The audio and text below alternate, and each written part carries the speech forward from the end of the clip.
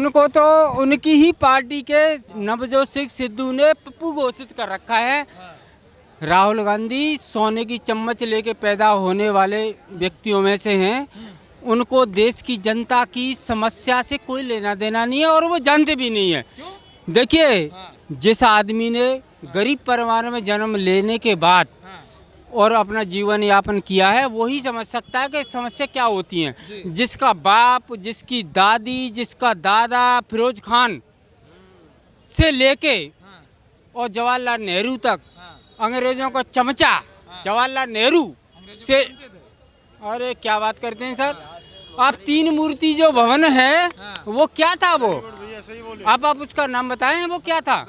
वो अंग्रेजों की स्ट्रेटेजी घोषित करने के लिए वो एक बहुत विशेष स्थान बनाया गया था।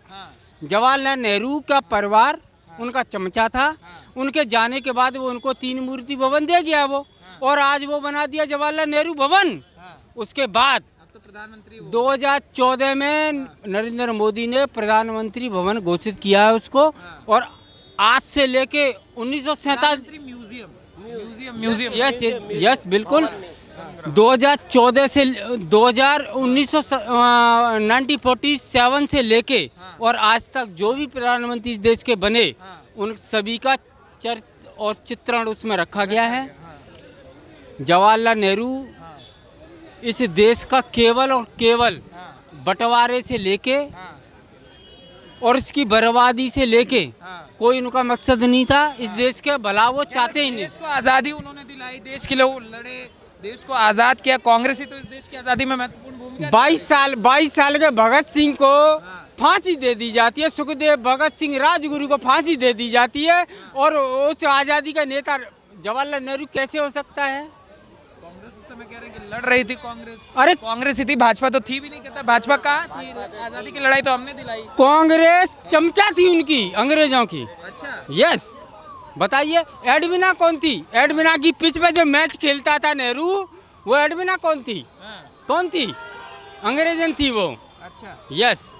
तो नेहरू जी जो आप कह रहे हैं कि नेहरू वो कांग्रेस जो था अंग्रेजों के चमचे थे। हाँ बिल्कुल कह रहे हैं, बिल्कुल कह रहे हैं। आप पीएम नहीं चाहते राहुल गांधी?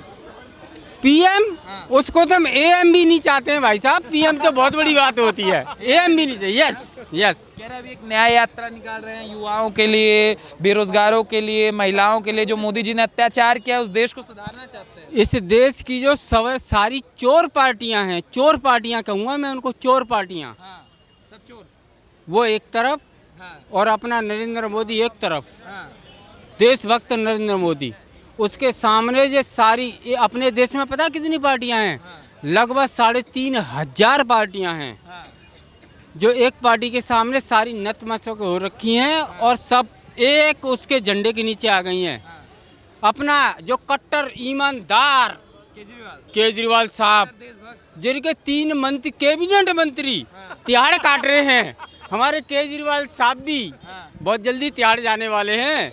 आजकल विपस्याना का बहाना लेके पंजाब में दुबके हुए हैं, लेकिन याद रखना ईडी इन्फोर्समेंट डायरेक्टरेट छोड़ने वाले नहीं है, उठा के अंत बंद करेगी। तो मोदी क्या कर दिए? मोदी आपके लिए क्या कर दिए जो मोदी आप कर रहे हैं? मोदी ने सिर्फ इतना कर दिया है कि हर आदमी की आंखें खोल दी हैं कि इस देश के मालिक आप हो। ये गांधी परिवार नहीं है, नकली गांधी परिवार नहीं है। इस देश का मालिक मैं, ये भाई और ये भाई और ये बहन मेरी इस देश के मालिक हैं, गांधी परिवार नहीं है। तो नकली कैसे? आप कह रहे हैं नकली परिवार है, नकली कैसे? जिसका बाप फिरोज खान हो, जिसका राजीव गांधी, जिसकी माँ क्रिश्चियन हो, बेटा ब्राह्मण कैसे हो सकता है?